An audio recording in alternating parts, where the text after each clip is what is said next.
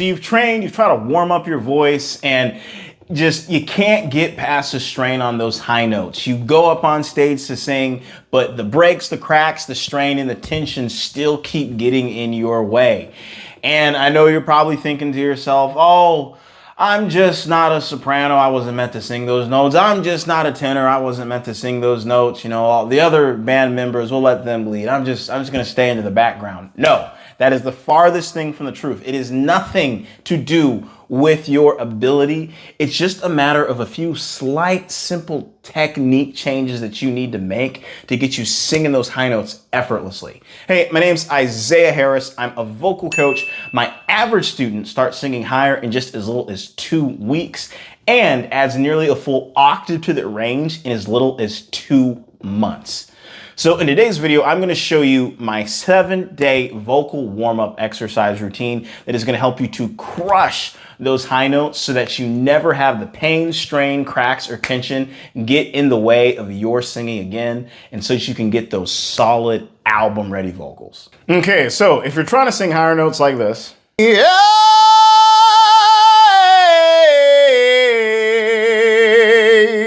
the first step is we need to focus on building vocal compression.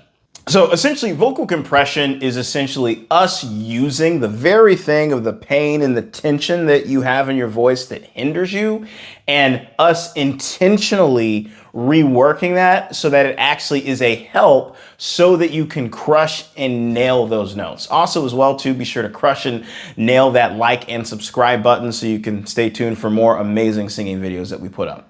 So a real good example to kind of understand what vocal compression is on a deeper level is to kind of think of you taming a wild horse of your voice so that you can get it to get the results that you want in your singing.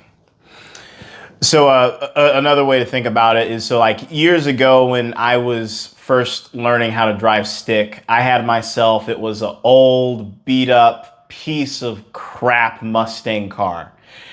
And you know, if anyone knows the experiences and the struggles of when you're learning to drive stick, what'll happen is as you're driving the vehicle, you're having to use both feet while you're driving, and you have one hand on the gear shifter, and you'll try to go in first gear to go a certain speed, second gear to go the next speed, third gear, fourth, and so on. And it's very, very hard for a beginner to navigate that process. And they feel very tense and they feel very nervous. So what would happen is I would go a certain speed, 10, 20 miles or so, and then the car would stall on me because I didn't know how to accurately shift the gears. And it literally stopped right in the middle of the road. And it's so scary because like you could literally be on a hill and be thinking to yourself, oh man, what am I gonna do? Like this car, it's gonna back up, and oh man, I don't wanna just stop here right in the middle of the street. And really your voice works a similar way to where when you're struggling to hit the high notes, it's not the lack of the ability, it's your voice is building up the momentum as you're getting higher, higher, and higher, but then it stops, it stalls, and that's what leads to you feeling embarrassed and you feeling nervous when you're on that stage. Now, over time, as I got more comfortable with that stick car and more comfortable moving and shifting around with all the different gears, I eventually was able to go from a place where I controlled this wild beast, this wild Mustang of a beast car, to where I went from being someone that was so nervous just to even get inside of the car. I was so terrified that I was gonna crash every time that I drove it, to the point to where like I could be, having my hand on the gear shifter and both of my feet on the pedal and the clutch, and just eating Taco Bell and like messing around with my phone. And like I was so laid back because I knew how to smooth out the compressing of all the different gears inside of the car. And I legitimately felt like, okay, wow, I took this wild wildebeest of a Mustang and I tamed it and I made it work for me instead of against me. And I felt like I was one with the car. And so many people that drive stick, you know, put it down in the comments if you're familiar with stick and you know this emotion of you literally feel like you're one with the car because you have taken the time to master your instrument and master being able to navigate all those different ways to overcome something that hurt you so much. And once again, this is what us building vocal compression is going to help us to do with our singing so that we feel that we're just one with our singing. We just go after those notes and it's just nice and simple and it's free and we're not stressing out and we can actually focus on the audience. We can actually focus on having fun in the song and we can actually focus on our creator that we're trying to serve with the song and actually make singing fun once again. So the best exercise that is going to help us to build more of this compression and to get all these gears moving smoothly is by doing what is known as the whine hum. So this is essentially, we're doing a regular hum. We're going to do it just right around, you know, the mid center point of your range. But what we're going to do is we're going to have a very whiny, baby-like tonality to how we're doing the hum. So I'll show you an example. It's going to look a little something like this. So just find just a nice little octave range to slide on that you feel is in the middle of your voice. Doesn't really matter where. Just should be right around wherever you feels like the center of your range. And we're going to do a simple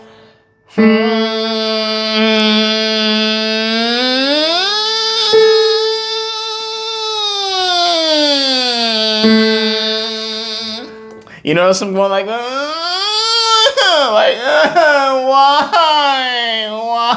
why me? And just that whininess. You'll also too notice my facial expression of this little pouty face like why? That's not just for show. It actually makes the sound travel better throughout the body and it helps to build more of this compression so that we can get that engine running smoothly, so that we can get this singing running smoothly. Okay? So let's try that again here. So 1, 2, 3.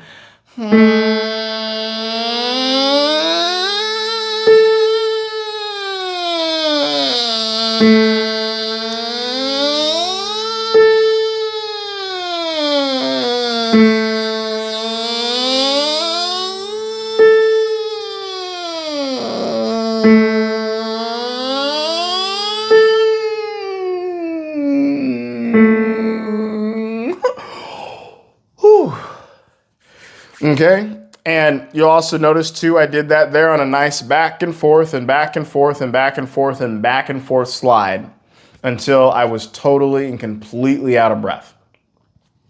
And this is important because what this is doing is it's training our minds to rapidly get used to shifting the gears, rapidly used to taking this tension, turning it into compression to make it work for us.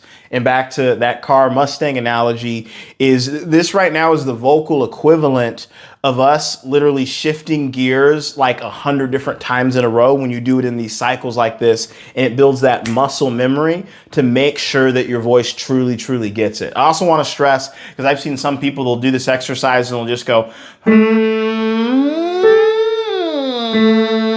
just like a regular hum. It needs to have that whininess and that brattiness. One thing that actually helps, believe it or not, is just like think of something really sad as you're doing the exercise to really get you to whine, where you go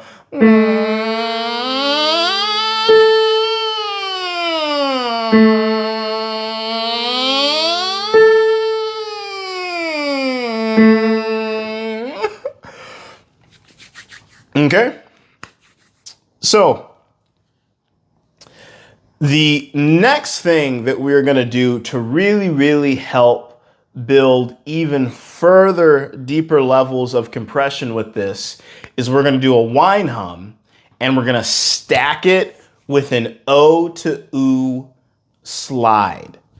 And what this is gonna look like here is we are simply going to whine and then transition from O to oo. All right, so I'll show you an example here. 1, 2, 3. So start with the whine.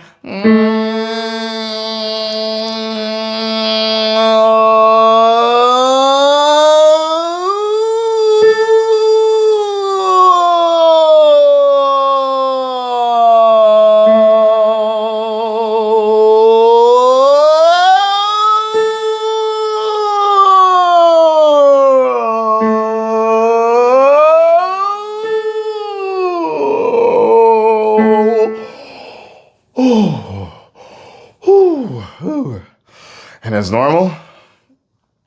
So you see I did that one also as well too, till I was totally out of breath. Also another very important thing with this exercise to really make sure that you're getting the effectiveness of it. A few things I want to point out there. So I did the whine and I did the for a couple seconds, and then I transitioned from O to oo, and I made it a nice smooth transition of the O to oo. Because we're basically doing like O as in oval and we're ending on oo as in boot. But halfway through as you're going up, you're going to shape and modify that vowel so that it slowly over time transitions into the oo. Because we're going oh.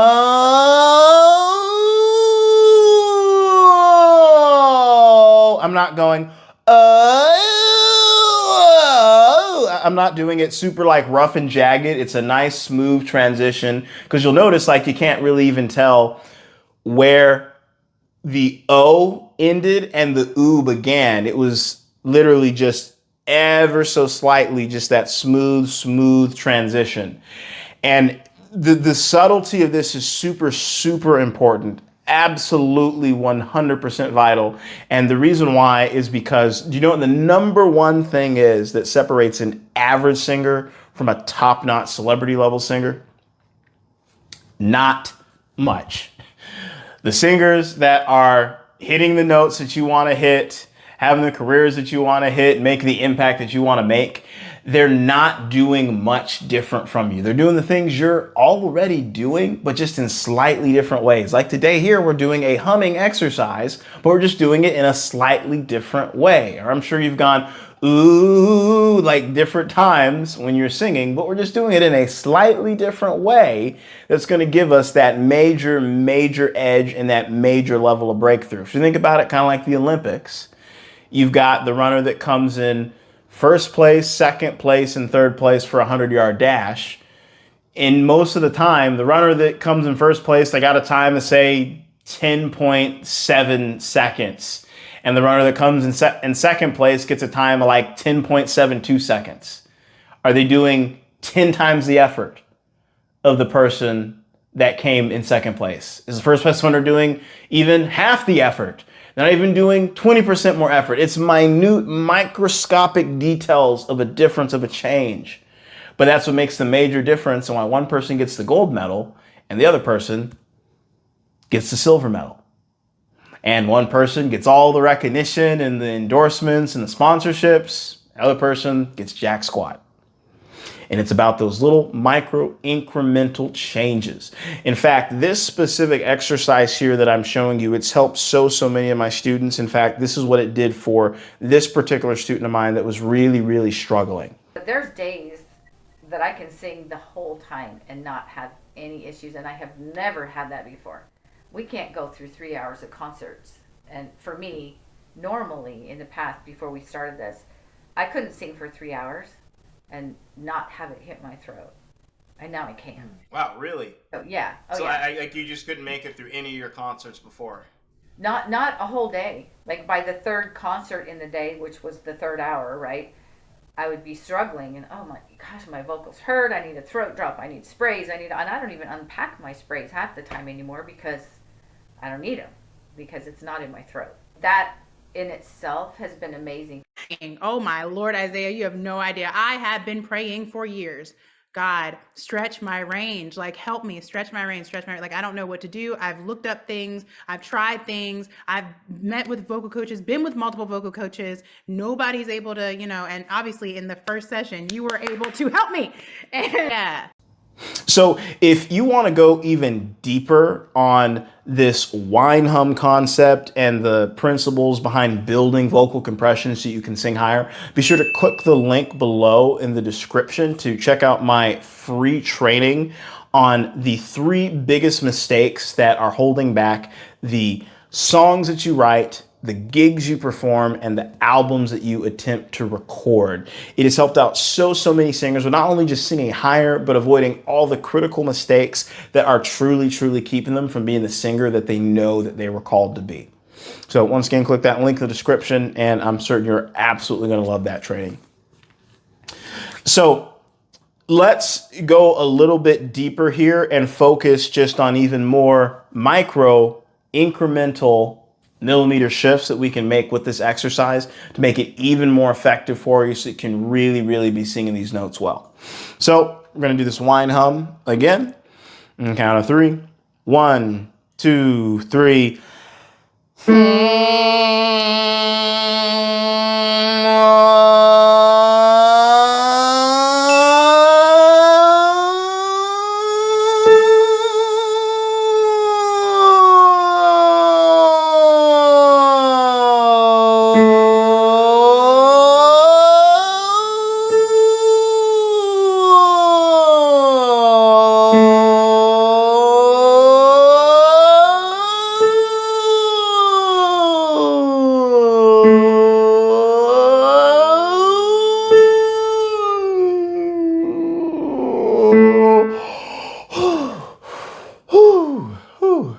Okay, a few things I want to point out there. You'll also notice as I was doing that O to oo, you'll notice the change in my lips was a micro increment. I went, oh, and the lips got more and more narrow. That also, too, is going to once again help us to make the moving of these gears even smoother and even more effective.